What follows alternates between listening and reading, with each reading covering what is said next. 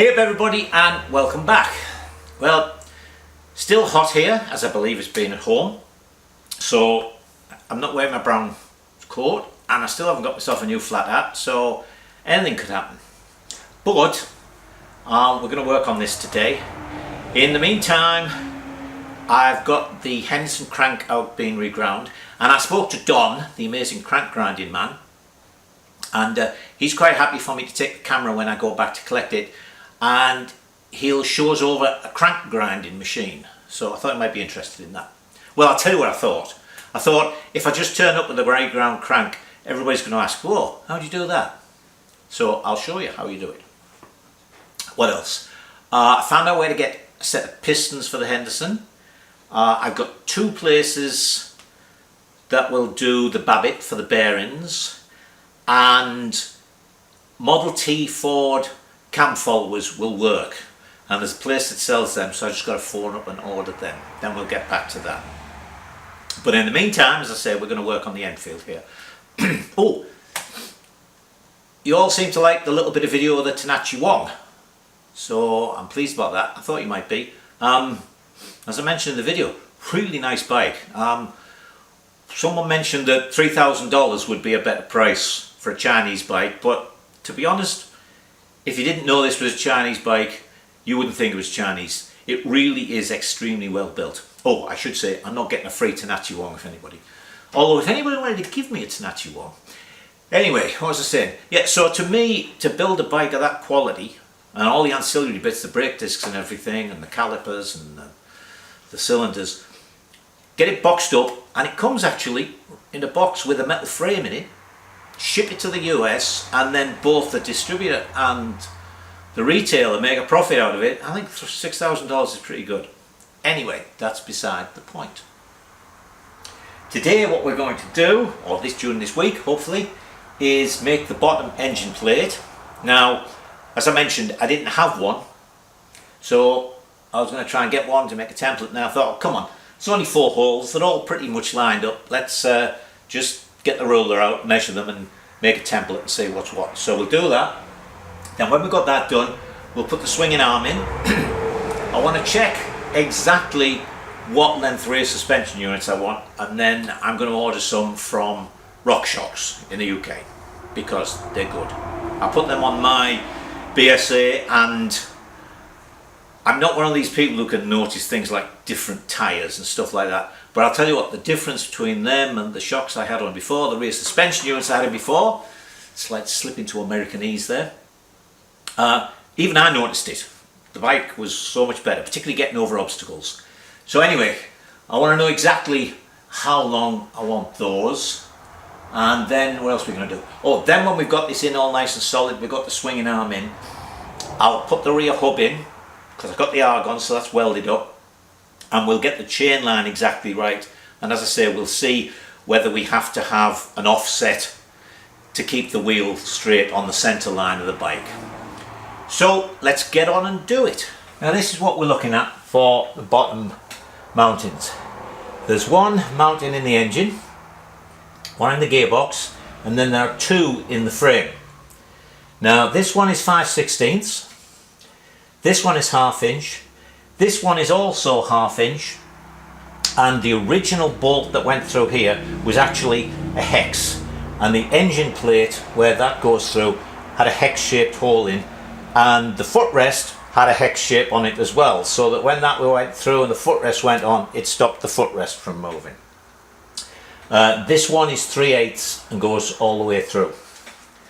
So the first thing to do was to measure these holes, where they were and what size they were. So I measured how far apart they were, how far above each other, etc. Then from that I made up this template. Now actually it needs to be longer here, but that's beside the point. So there's all our bolt holes. You can see they're all marked on the appropriate lines, and I've put the sizes on so I know what they were. Then they were all punched out. So now the next thing is, I'm just going to put a little 5/16 bolt in there to hold that, so that'll go all the way through there. Then this one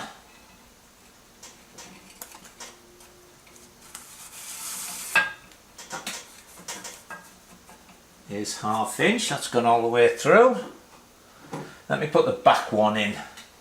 I've got the back one pushed through from the other side, so the back one comes through.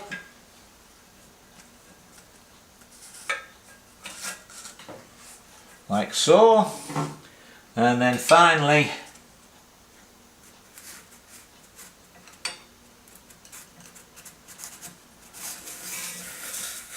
that one goes all the way through there.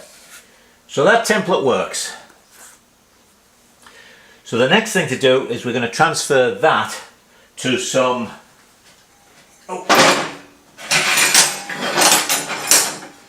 quarter-inch aluminium plate. And I've also got more pieces of 4130 to make the bolts out of. I'll probably just do the threads on these with a die. So much easier, so much quicker. So let's go now and mark this, remembering to make it longer at the end, onto this aluminium. Then we'll cut it out and we'll drill it. We'll make one, make sure everything works right. Actually, I'm wondering whether I should make one out of some, rather than, because the problem with the cardboard is it gives a little bit. So when I push these through, if they're not exactly right, it'll tend to push the hole to one side, it'll tend to bend and flex a little bit. So actually I think what I'll do is I've got some scrap pieces of 1/8 inch. I'm going to make a template out of 8 to make absolutely sure all the bolts go through. Then we'll transfer it to the 1/4 inch, because that's not exactly cheap. Now then, there we've got one made in 1/8. And funnily enough, the piece of 1/8 inch scrap I had was exactly the right length, so I still need to make this a little bit longer. So let's see.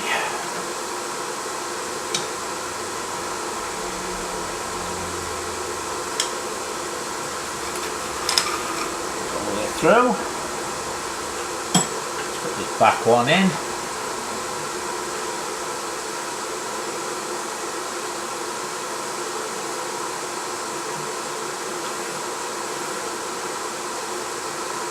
Yeah, that top one looks good.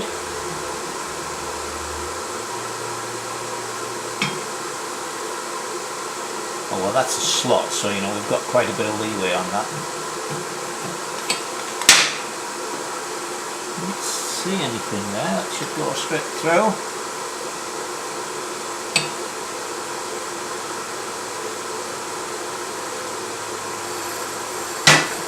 Goes out the other side. Now that one is a fraction high. I'll probably go through because this has got some. I'm going to make some bushes to fit in these. They're too loose.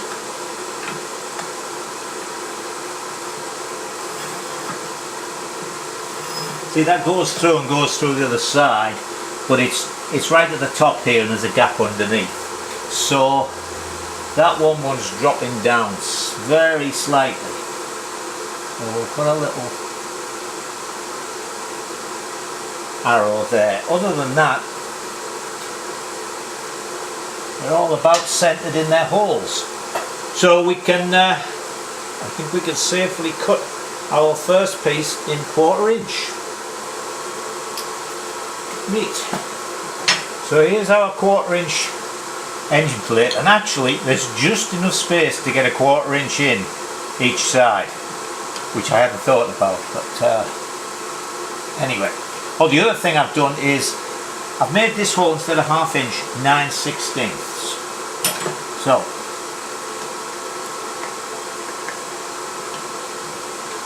right end, yep.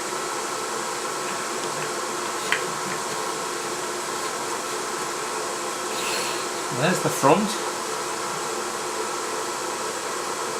There's the 3/8 one, nicely through, like that. That 1/2 inch one goes in. Very good. So I don't have any 9/16 rod. Don't think. I'll have a look. But anyway, here's a 9/16 drill.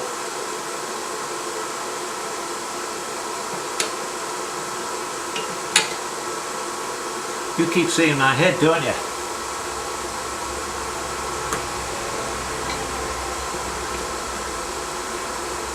Well, I can run that drill in there and get that cleaned out better.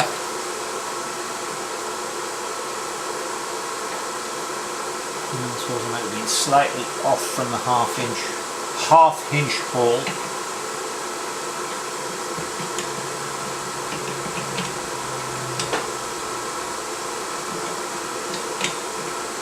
That's what I might do, is make the one on the other side, bolt these up and then drill right through.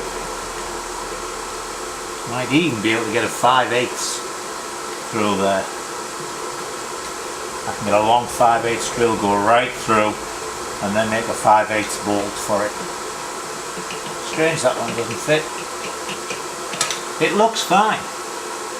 Excuse me again.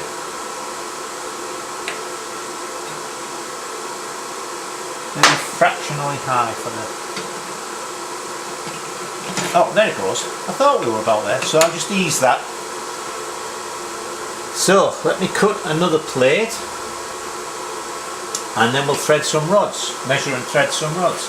See, that's still fine. Look, that's going right through the thing on the other side. That, as I say, is in the slot. And that one's fine, just a nice close fit. Good. Alright, let me go and cut some more 1/4 inch. I was beavering away there and I suddenly thought you might want to actually see this.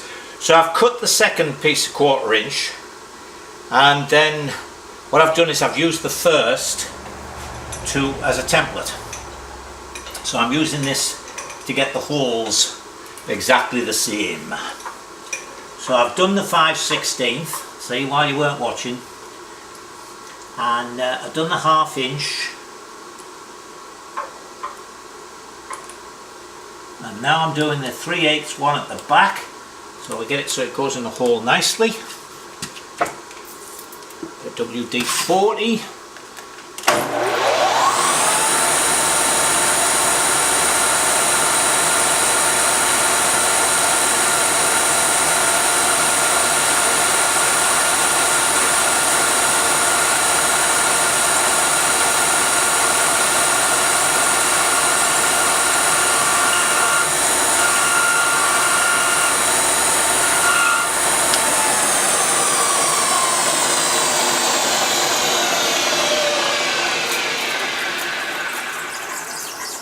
And no, I'm not grabbing hold of them, I was just...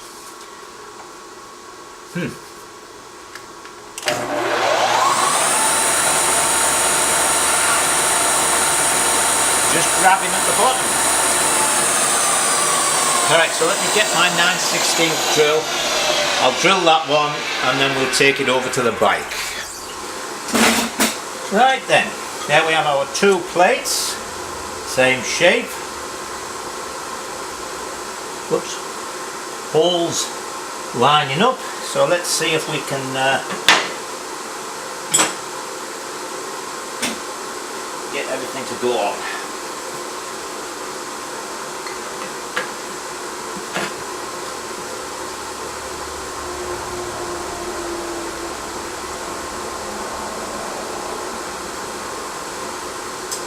It's moved on a block of wood.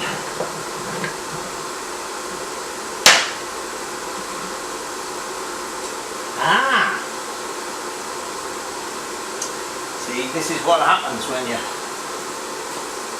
there's more space this side than there is the other side. I might have to make them slimmer.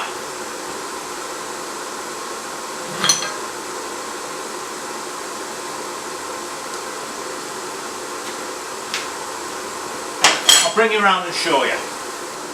Now I've pushed the bolts through. Let's put a bit more light on here. There's the 5/16 one, and here's the top 1/2 inch one, and you see the gearbox goes back. It's only just a little bit above this here, so where this part here, I get myself mixed up, there's only a very narrow gap, so I'm going to have to take a piece out of there. So I think I'll just do the one side. No need to cut the other side, I don't think, and then we'll see if we can get them to fit. Now you can see I've cut a slight slope in there. Wasn't much actually. Suddenly pouring down. I was thinking of going out and riding the trials bike later as well. Okay, so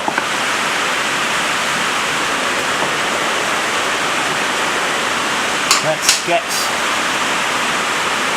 I've already got the plate on the other side.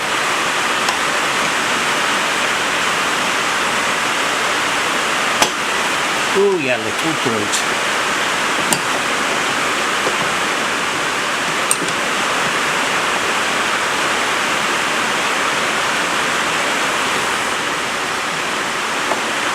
Right, so there's that. Let's try the back one.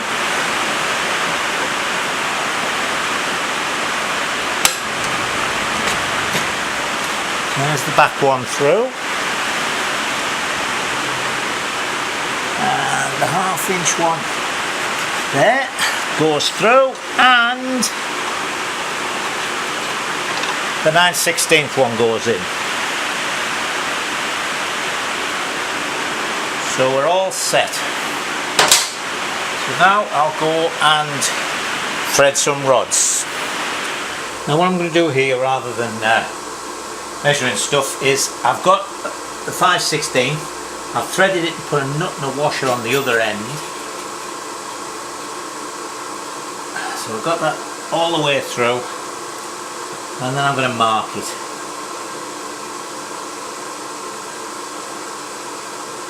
Now we'll cut that and thread that in. So I'll go and show you the threading, because I'm going to use, I've shown this once before, it's a tool I got in the UK. I saw Age using it on the AG Engineering, and it's a really handy thing for threading rods in the lathe. God, my mind's going again. Now this is the tool. It's very simple. It goes in, it's got an arm, what is it, Morse 2 I think, that goes in there, and then this piece rides on that shaft, and in the end you put your die. Put that on. Go up to there. Now I've actually done this under power at low speed, but seeing as this is such a small amount to be cut, some cutting oil on it.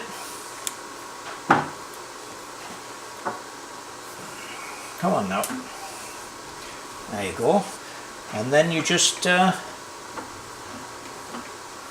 you go.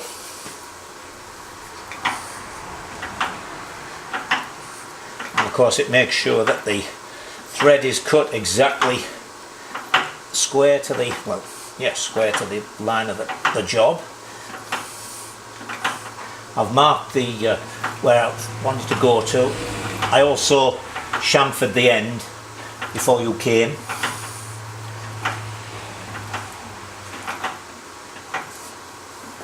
And that's it.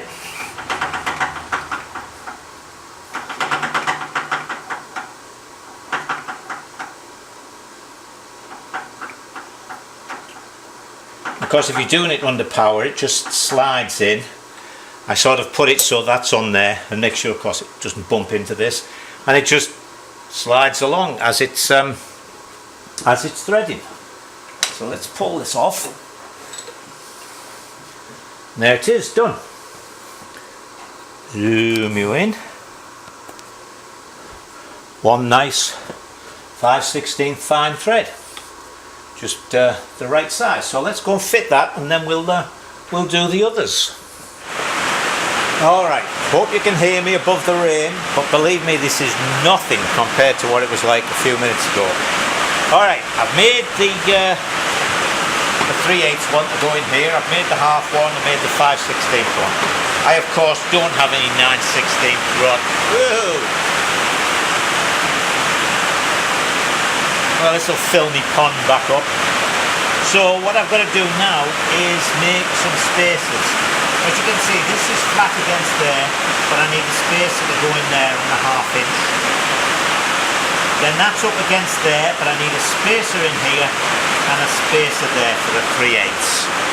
So let me go and see what I've got in the way of stock. I've got a feeling I might have to buy some aluminium for these. But anyway, let me press on. Right, I've got the engine gearbox unit all bolted in. 2 spaces here. There's one under there where that 9/16 goes. So everything's bolted up. So the next thing we'll do is put the swinging arm in. And swinging arm on the Enfields has got, actually I maybe should slacken that off to get this in. It's got bronze bushes, you can see it better there, a bronze bush in there, and then that runs on this hardened shaft, not on the actual bolt. See, there's the bolt, and here's where you see, there's the holes, the grease comes through, so that goes there. So yeah, let me switch off a moment because it's just struck me. I need those loose to maybe spring this a little bit to put the swinging arm in. Alright, I'm back. So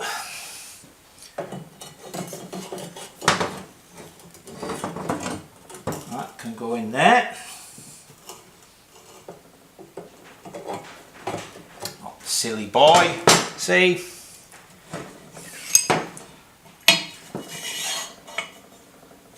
Inner part goes in first.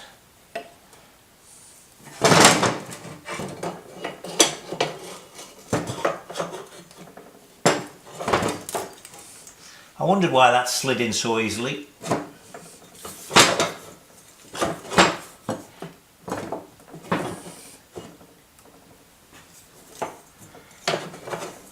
Come on now.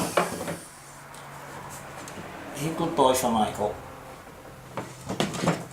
I guess I need to slacken them a little bit more. Bum, bum, bum, bum. You can put a little jack in, of course, to spread them, but as you saw when it came out, not really that big a difference. There it goes. No, it didn't. Alright. Oh, dear. Look at that. I got all greasy. There.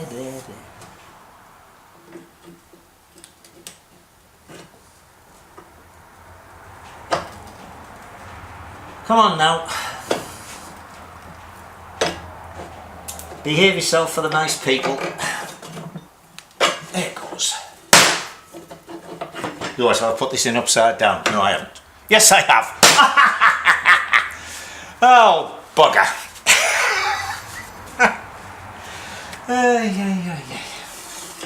Right.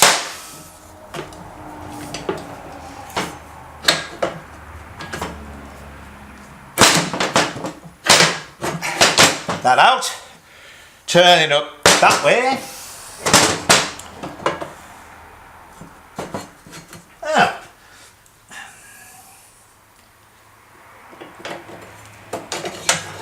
That goes through there. Out the other side. Hooray, hooray. Ugh. Bum, bum, bum, bum. Now we'll put, can you see that?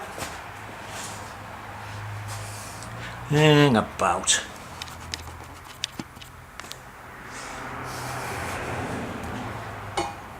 As I say, I'm going to play around with these to find out which length I want.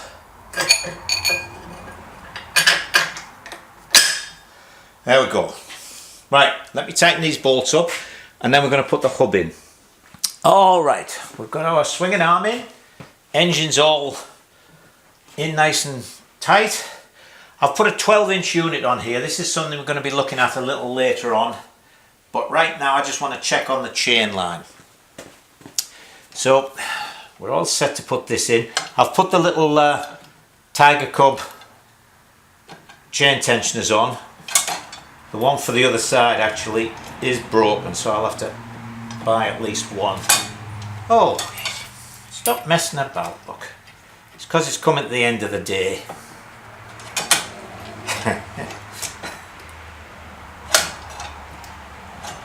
The hell's going? Oh, brake plate's moved out. That's what it is. Thought nothing was fitting for a second there.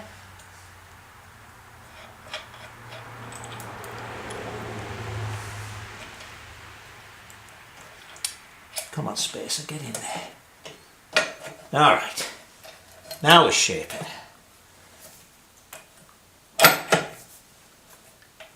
So let's put that in there.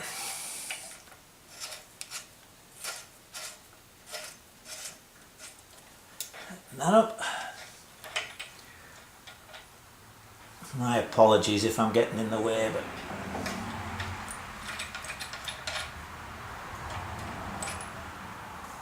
alright, let's see that we've got our wheel straight. So we'll measure from the grease nipple in the centre of the swinging arm to there. That's 16 inches. And from there to there, just down a fraction there, that's 16 inches as well. So I've got this rod fastened on, let me move it along a little bit, fastened on to the outside of the gearbox sprocket. I chased around and found an even straighter rod actually. So now the sprocket on the gearbox is a 530, and I know I can't fit a 530 on here because there's not enough space from the mounting for the sprocket to the inside of the brake plate. But right now we've got this lined up so that it'll take a 520.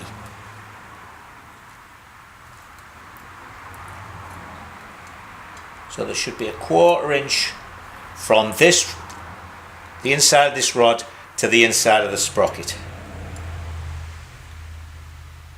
which there just nicely is.